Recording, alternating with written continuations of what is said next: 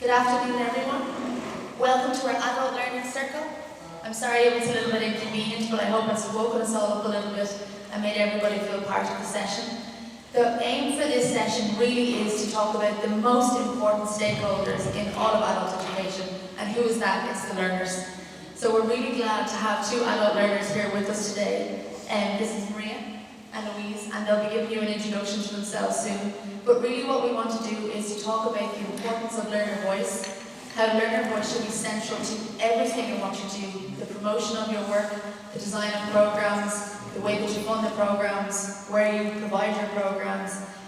Nothing is ever going to work in adult education unless you actually listen to the learners themselves. There's no point in delivering the best program or teaching the best class unless you actually meet the learners' needs, because what else is there? So really I think the key is bringing that back to the table today and making everybody aware of that, how work should be authentic, how it should be valid, how it should be ethical, and I think really just engaging with the learners and talking about that.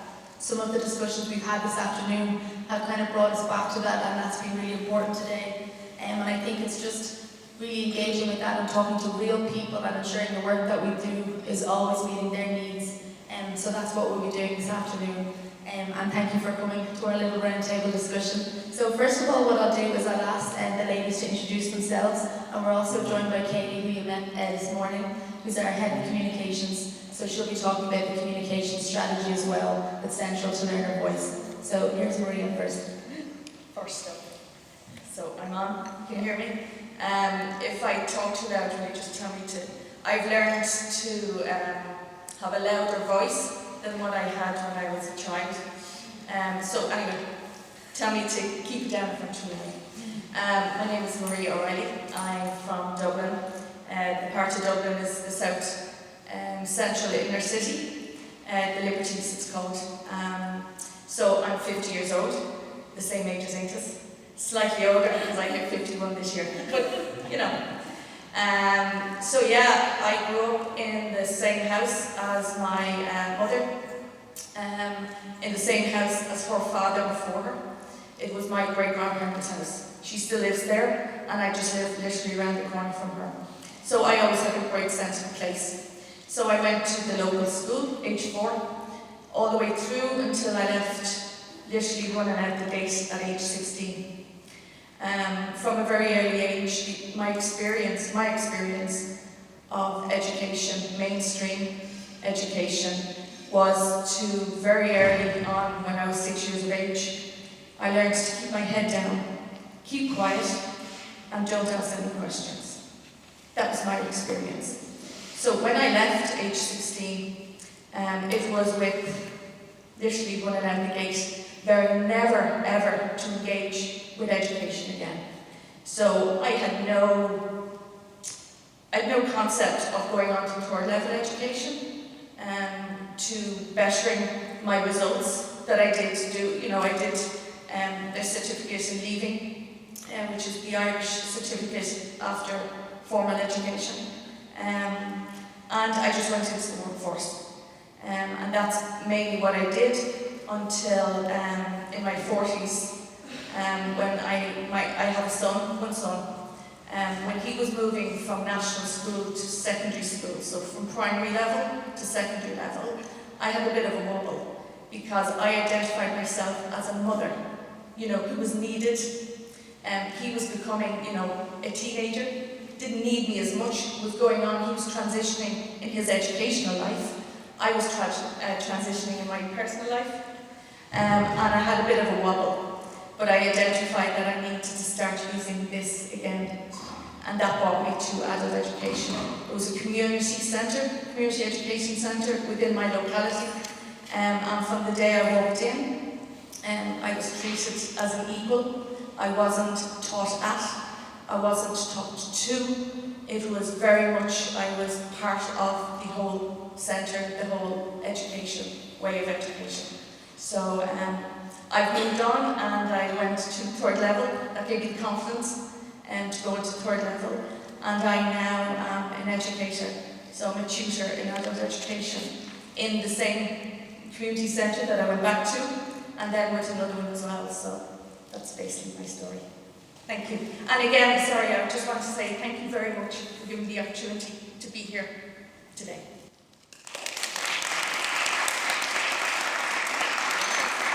So I have a couple of questions for the ladies, but I suppose as another way of an introduction, Louise is going to give you a little bit about her backstory, and then we'll talk about some of the issues in adult education. Hello everyone, my name is Louise Fagan. I'm from Ballymun in Dublin. I'm a single mother of 4 beautiful daughters. I had my first daughter when I was 18 and I was doing really concerned at the time. I still passed it, but after that I thought, okay, this is me, I'm a man now, this is where I'm going to be. So I went on to have another 3 more daughters, and about 3 years ago my eldest daughter was diagnosed with dyslexia and dyscalculia. And she has herself convinced now that she can go to third level and education is not for her and she can do this. So it kind of made me think, and I was like, well, I'm going to have to lead here, and I want to be a role model. I want them to be strong, independent women. I want them to have an education. They're 4 beautiful girls, they're all healthy, they're all happy. So I started to do bits in my community.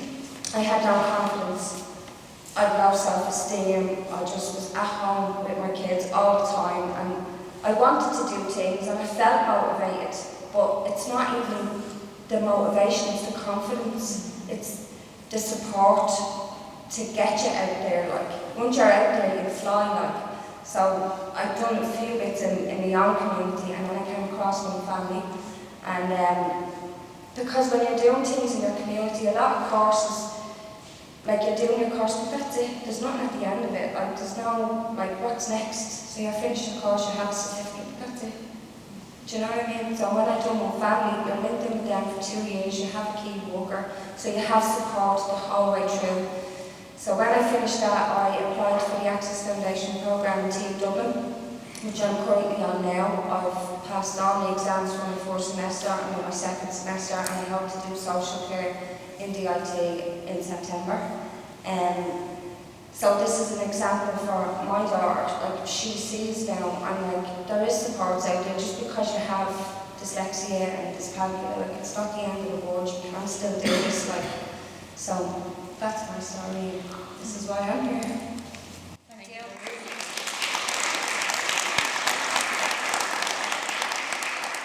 Maria, something that Louise has just spoken about and has come up continuously today and comes up at all of these sorts of meetings is people talking about a lack of motivation. And I know from my own experience, I would have been a non-traditional learner and I came from a social housing area with a disadvantaged family. And it really personally frustrates me when people talk about the target groups as saying they're not motivated. And I understand that when you're coming from the other side, when you think, why are people not taking the courses, why are they not accessing these opportunities? But they don't realise often that it's actually not about lack of motivation. It's like Louise said, it's the fear or it's the self-esteem. Would you like to share more about your experience in that and how we can actually address that to support learners? Yeah, so in my case, when I left formal education, I was unprepared for the career that I actually did want. I wanted to be a nurse. But while in formal education, I didn't get the guidance. So I didn't do the subjects needed. I didn't do science. So I tried to do something at night time, biology. And if you haven't had any science subject whatsoever, it's really, really hard. So I didn't have any support. So that didn't last very long. But on motivation, I wouldn't necessarily say it's lack of motivation. So what I didn't have, and what I didn't even realise I didn't have, was a self-belief. I didn't have that self-esteem that people talk about. So I would read self-esteem or self-belief, but I didn't understand what that meant. So to understand what it meant for somebody like myself, who actually was very low, I had to get some to understand that actually, wow, I didn't know that I was missing this. And when you experience a surge in your self-belief, or in your whole, your whole self, it's very, very a light bulb moment. It's a very kick on. And I got that self-belief while I was in the community and adult education centre that I went to first. So I went in on just a very easy course, local history, But then I learned when I was there that they do so much more. So then I went on for computers and I did level 3 and level 4. That gave me the motivation and the self-belief and the strength to believe in myself to go on to UCD. And in UCD I studied genealogy and family history over 3 years on a part-time basis. And that's, you know, what brought me to where I am today. And it's completely life-changing when you do something like that. And what you guys are doing as a collective has so much affected me and my life and my family that it's a privilege to be here to tell you that, you know, I am a result of what you guys are doing, what you've done today, that I've seen today. It's just a tiny little thing of, you know, what you all do. But it's the self-belief and the self-worth that you gain as a byproduct of education is what you're given. That's the gift of what you're doing. Thank you, Maria. Amazing. And another challenge, I suppose, looking at is the importance of intervention programs. So you were talking, Louise, about how one family, which is a specific model in Ireland, an agency that supports single-parent families, to bring them back into education, provides them with social work support and a number of different services. But the importance of those connections and that whole framework of support, bringing you into education and being there every step of the way. I think if you look at someone and you say, why didn't they do this course, or why didn't they fill in this application? If you don't have somebody in your family to help you fill in an application, you don't have somebody in your family who ever stayed on in school, who went to college, who can tell you what college is like, who will tell you how to apply for a job. All of these things we take for granted because we have social capital. And I think the importance of these intervention programs actually is someone giving you that support. Do you want to talk more about that, Louise? So, for one family, like when I got called for my interview for the Access programme, I told him I wasn't going for it. Basically, I was like, I can't do that. I've never done an interview in my life. I don't have the confidence to do that. There's no way. She pushed me and pushed me and pushed me, and I went for it and I got it. And it's the most amazing feeling ever. And then even like applying for third level this year, like for the social care, I'm not as, like I don't feel as scared about an interview. I've been there, but only for that Niamh in that key worker in that situation pushing me, I wouldn't have done it. I'd have probably just given up, like, yeah. And then you're still, even though you're not a participant on the programme anymore, it's still 2 years. So she rings you, she emails you. So it's constant, somebody there, like you're not just left like on your own. Yeah, it's absolutely amazing. Yeah. And it's made a big difference. Yeah. Definitely. Yeah, definitely. Katie, do you want to share with everybody a bit about the importance of engaging learner voice in the communications and the learner voice communication strategy we have in AIMTOS? Sure. So I know we had, you've all heard a little bit about AIMTOS and our National Adult Learners Festival. But I guess one thing that we're really passionate in AIMTOS through all of our work, especially the communications work, all of the events, is keeping learner voice at the centre of every single thing we do. And I think maybe where we're really unique in Ireland, you know, we've seen other organisations do it as well, but what we really believe and what we think about as well about having that learner voice at the centre is that it has to be meaningful representation by adult learners. It is not a tokenistic thing where we tick the box and say learner voice is included in our work. I think what we've seen throughout the last couple of years through the communications work is that we're all working in the adult learning sector. We are passionate, enthusiastic. We see the value and the benefits every day. But in terms of encouraging the most hard to reach adults, to encourage them back to learning, other adult learners, inspiring women like Louise and Maria, and all of the other adult learner stories that we share is extremely powerful. We've run a number of campaigns. As an example, a couple of years ago we were talking to a lot of people who said, oh, I've gone back to education, but I'm not an adult learner. So unlike, say, higher education and other areas, there's not necessarily a sense of identity around being an adult learner. This is what we found a couple of years ago.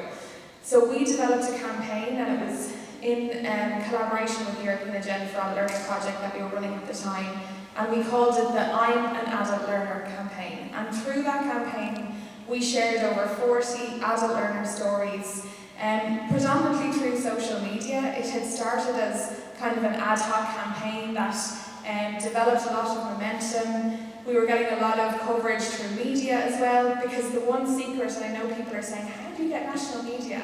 But it is the personal stories. You know, we know what our key message is around what we're trying to achieve around adult learning. We know the importance of that. But it can be very hard to share what adult learning is to policymakers, to the media. They might focus in specifically on literacy or the leaving certificate. If learners are going back to do their leaving certificate, the media really get that. But the diversity and the range can be very difficult to communicate. And the best way to do that is by sharing learner stories. And I think another thing, I was at an event last week and it was based in a prison in Ireland, and they were doing a TED Talk. And there was lots of amazing people speaking, and it was a fantastic event.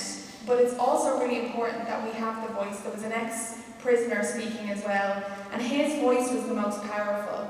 And I think what's really, really important to think about within your work when we're talking about the needs of adult learners is to really have the learners there sharing that experience. It is not really our story to tell or our experience to share. Louise and Maria are the best two people to share their experience. And through the communications work, we are very careful to make sure, you know, how we share that story. It's not just sharing stories to make sure they get national media, but it's making sure that learners themselves are comfortable in terms of what they're sharing. It's extremely brave and courageous to share the challenges and the barriers that you face throughout your life. But time and time again, we see the progression and the confidence that many of the amazing adult learners that we are so privileged to work with come on leaps and bounds and come to Europe to share their experience. And sometimes, you know, they can start at a kind of basic point, looking for information from AINTES. I know Dermot's doing the learner advocate training as well, but it's really important to make sure that this is meaningful representation. The stories have to be shared the way the learners want them to be shared. If we're talking about, you know, what's needed in policy, we need to be engaging and talking to learners. Rather than us sharing that experience and that story. I think that's something that we really believe passionately in AINTES. And it's about supporting and empowering learners as well to share their story. So what skills they might need, whether that's media training, presentation, speaking in front of a really large group, which is not easy at all. And I know these two fantastic women have, you know, undertaken this in the last couple of months, but even since the first time that you did it, during the festival to now, and all of the interaction in between, I think, is my mic gone off? Yeah, I think we're really privileged, and just to say thank you for sharing your story. It's really incredible, and we're so lucky to work with all the learners. But yeah, that's how we've kind of integrated it into the AINTES communication strategy. It's central to everything we do, and it's very much about sharing the stories the way that the learners want them to. And it's proven very powerful in Ireland in terms of gaining that coverage, but also we've people ringing our free phone helpline to say that they've watched a video that's resonated with them. So I think it's definitely the most powerful way of engaging new target audiences, but also to make an impact with policymakers and to get our key messages across. So thank you to Louise and Maria for that. Thank you.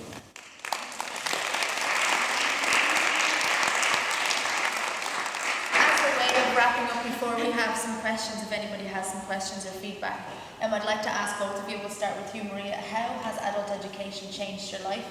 And what advice would you give, big pressure, what advice would you give to all the people in this room today to try and help them in their work to engage adults into education? No pressure. Thanks. So how's it affected my life? Well, okay, so when I went back to education, there was a big gap.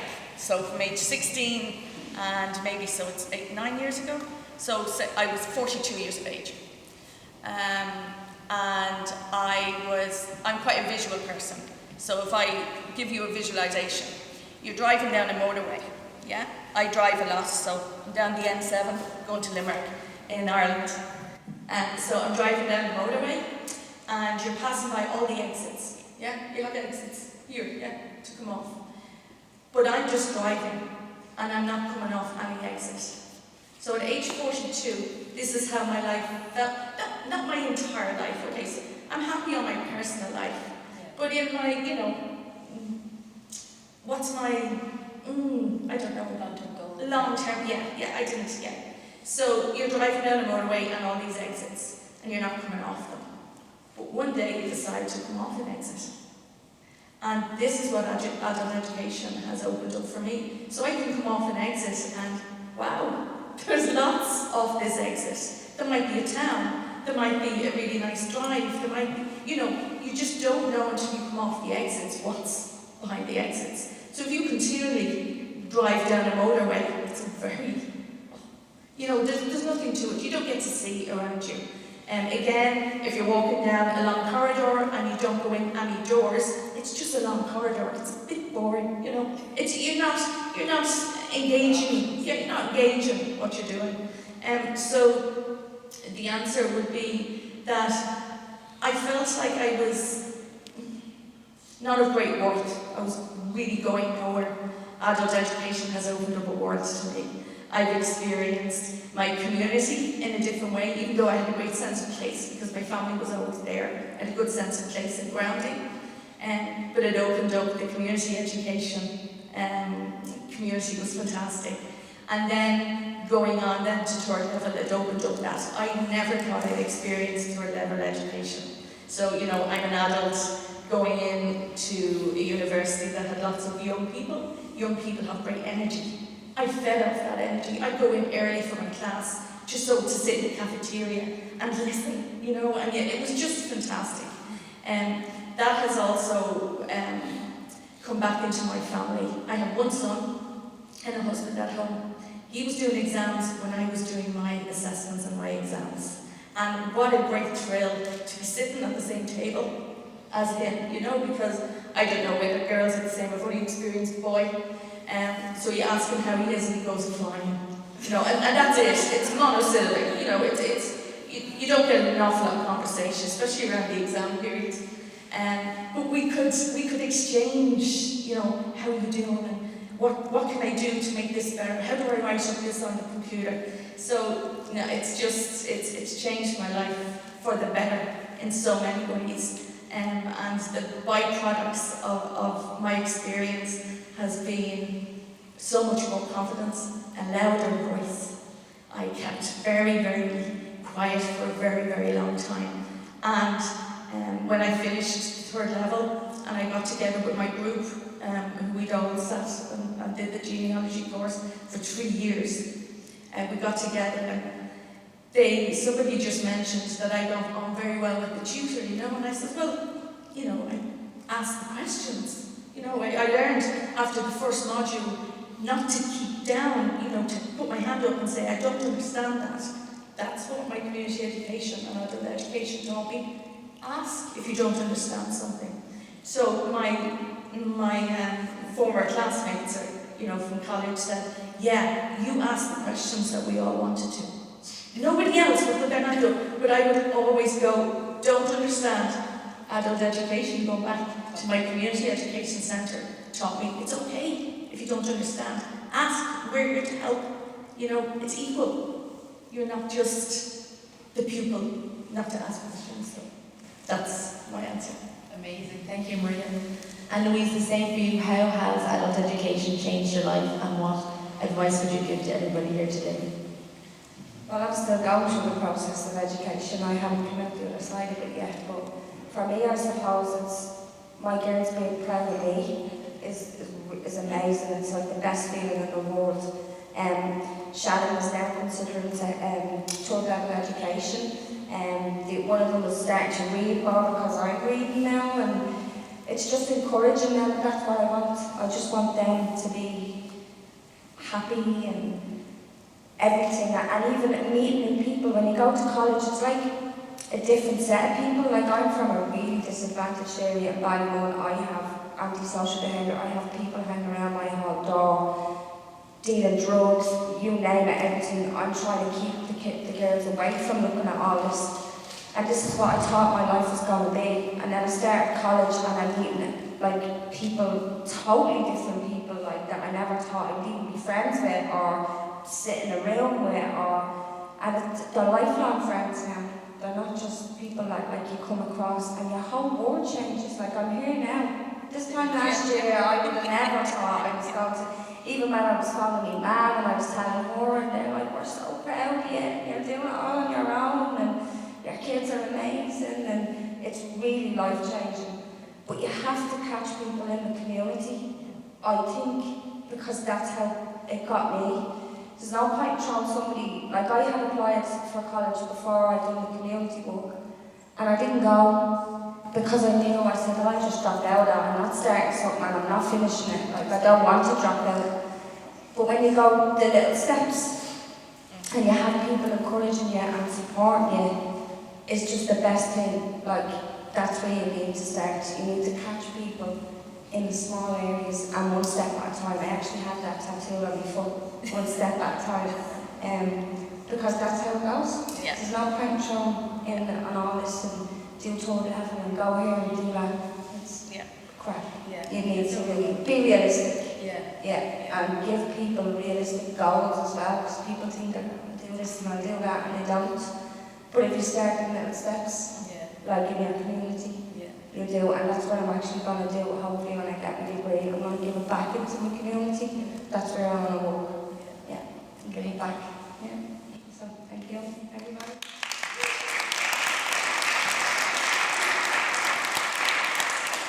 Well, if that doesn't melt your hearts and make you realise why we're all sitting here today and the value of the work we do, I don't know what will. It's amazing. Thank you so much, ladies. Absolutely brilliant. And I think that says so much about the power and value of community education, of informal learning, of bringing people in locally and doing those small courses and letting them come in and have a cup of tea and say hello step by step, and then the next time they'll go and do something more, and then they'll go and do something accredited. They won't jump into a higher level degree or a full-time program. You need to bring people in slowly and gently. They're scared, you know. It's not a lack of motivation, it's fear and low self-esteem, and they're very, very different things. So I think that I hope people will take that away from today. Does anybody have any questions or any feedback?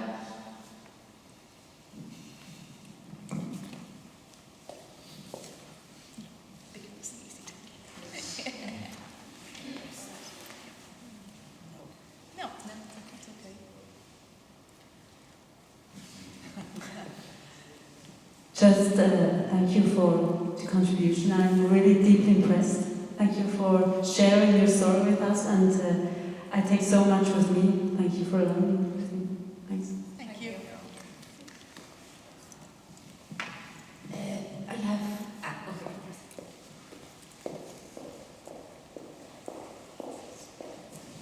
We are starting the similar experiences in Poland to reach the people till now reached by social policy and educational policy, because educational policy completed by social policy was oriented, for example, mainly from unemployed. And I think speaking that unemployed are not, is rather easy target group, because they want to work and they want to go to training. And much harder target group are inactive people, lonely people, who do not know where to go, where to find help. They don't sometimes nothing. And you must change the role of educator. You must not sit in labor office and wait. You must go to the communities. You must know communities, the needs in communities, and find people. Many of them are isolated people. So we had the same reflection that we must, as our colleague from our group said, that lifelong learning is a too-weak instrument. We must create a tradition, especially when we have in mission upskilling pathways. So it is a strong voice for 60, 70 millions of people in Europe with low qualifications and low skills. That for them, lifelong learning is a too-weak instrument. they need more than only learning, especially in the beginning. After that, when they, as maybe you, have discovered another kind of education than you know from the younger years. Yeah.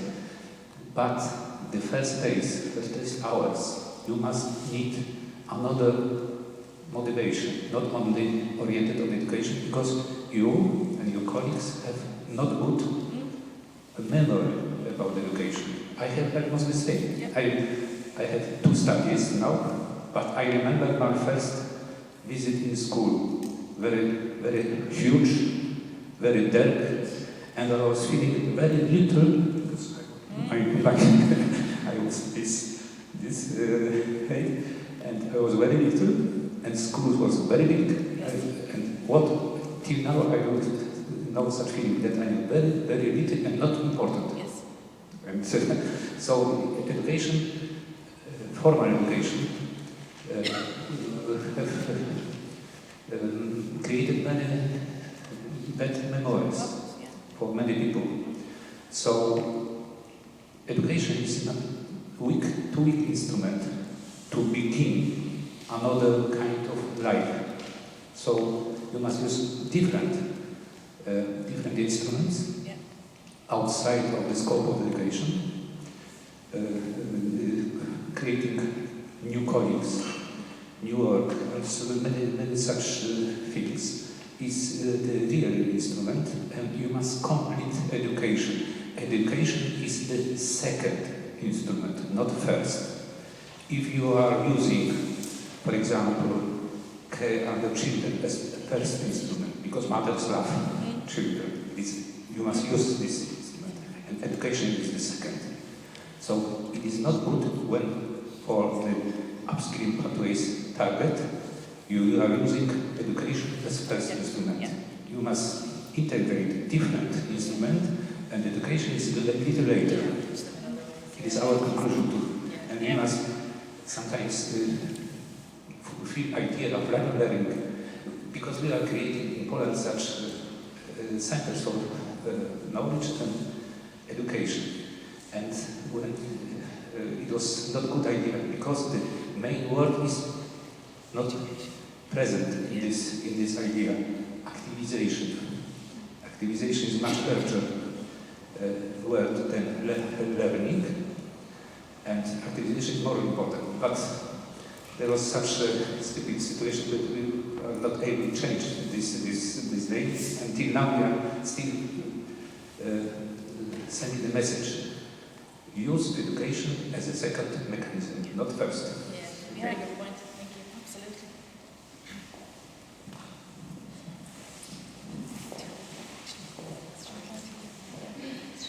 Another big thank you, congratulations, and all the possible luck and courage for your future. And you strike me as people who would want to give, not back, but enlarge the number of people who would receive something similar, such encouragements as yourself. And in order to do that, to act as ambassadors, advocates, what kind of skills do you think you need to get empowered for this?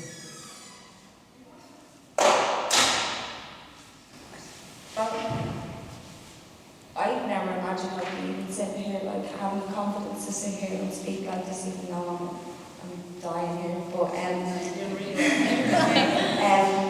it's confidence is a big thing. Self-esteem is another big thing. Having some sort of goal, so you know where you're going and you're reaching for it.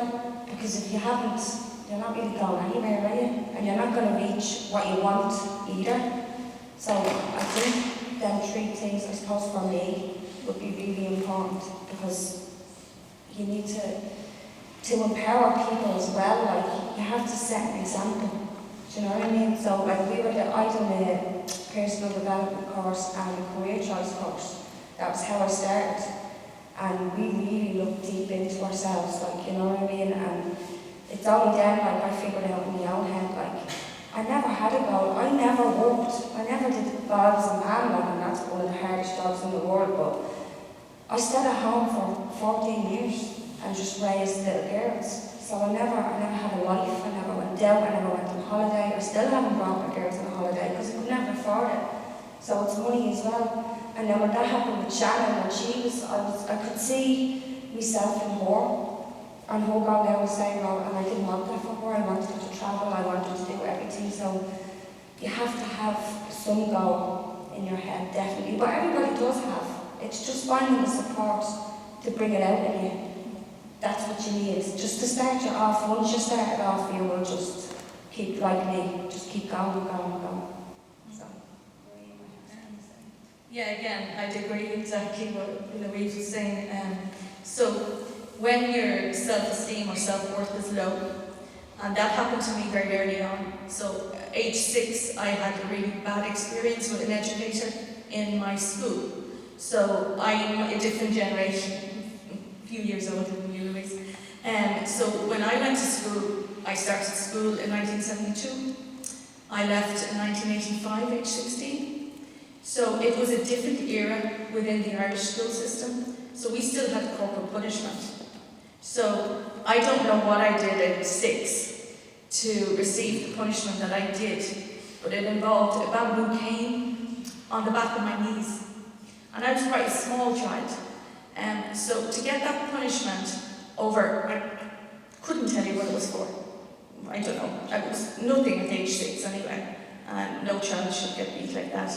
But when you learn not to raise your head, or not to raise your voice, to query something. Maybe I asked the wrong question.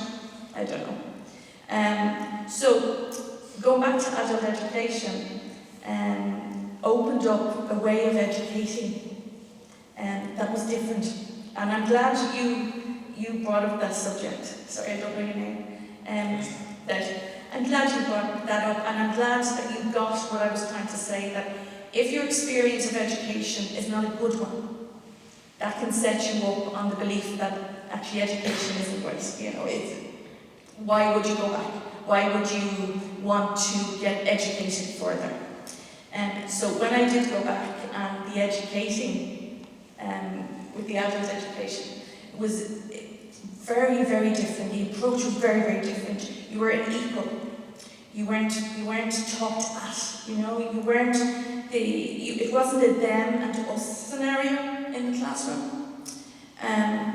That really did empower me. That opened up my brain to receive the information I was getting. So with the self-esteem and the self-worth getting better, I went on further and further. I am now very happy that I volunteer in my community. I bring people around on guided tours. I went on to do local history and genealogy.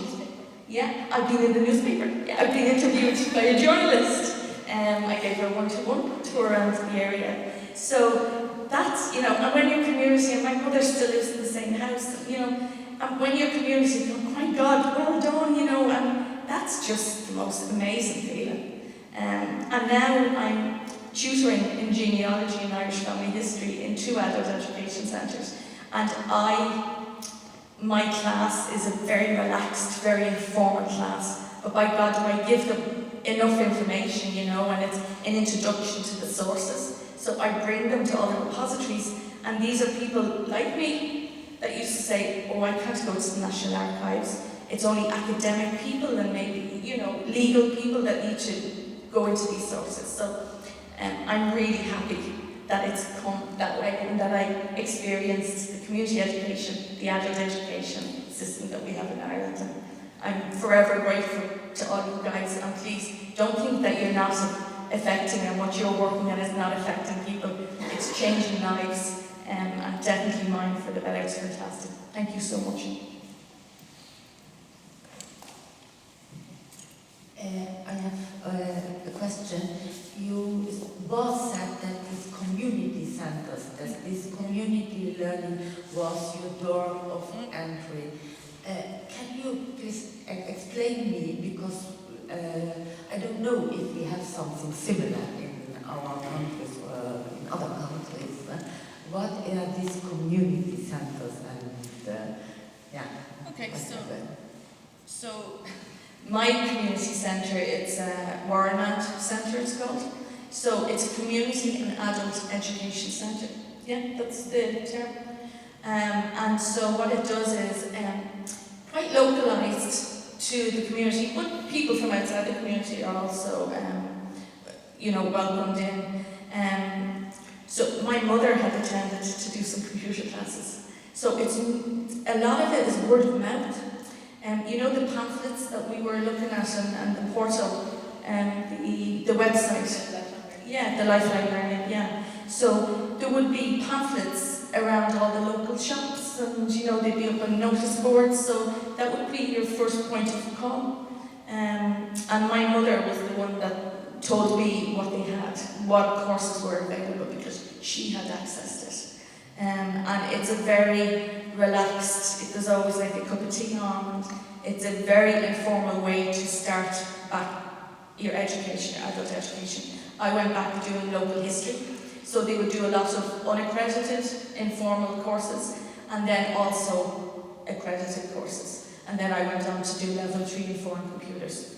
So it was a very easy way, it's within a community, you just walk in. You don't have to have an appointment, or you'd be phone them up and ask them, can I come in? But it's an open door policy.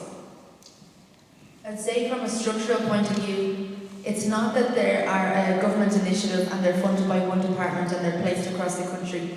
They're grassroots, which means from the bottom up, centres that developed by local people in every part of the community, and they may have started just to start having coffee mornings together, or maybe support the mothers in the area to teach them about things with their children. So for example, in the social housing estate that I grew up in, one of the houses was a community centre. So you knew the front door was always open, there was always somebody there offering you a cup of tea or coffee, and for many of the people who lived there, they had no central heating, so they would go in there because their house was cold, and they would get to sit down, have a cup of tea, they could learn how to cook.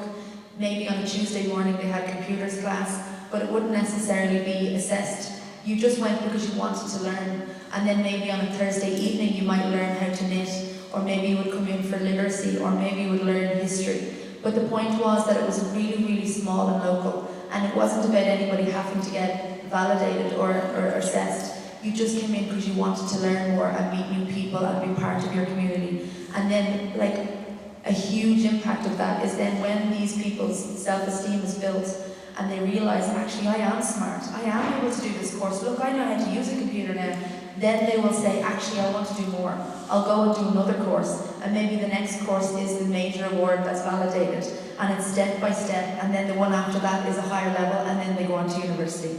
But if you want to reach the people who we really want to reach, the hard to reach people, they will not walk into a university or a major award program, they will come into these local centres. So it would be amazing if every government did fund centres at a local level. In Ireland, we have cross-sectoral funding, so it might be that there's someone in the community who got funding from the social area, another one might have got it from education, or maybe they have 3 different funding streams in this one centre. Some centres are bigger than others, but the point is that they're really small and local, they're run by the people themselves, and it's from the bottom up. It's not about everybody doing the same programme, and you have to meet criteria to come in. You can walk in the front door at any time and you're always welcome. So I think that's the big thing about the community education in Ireland.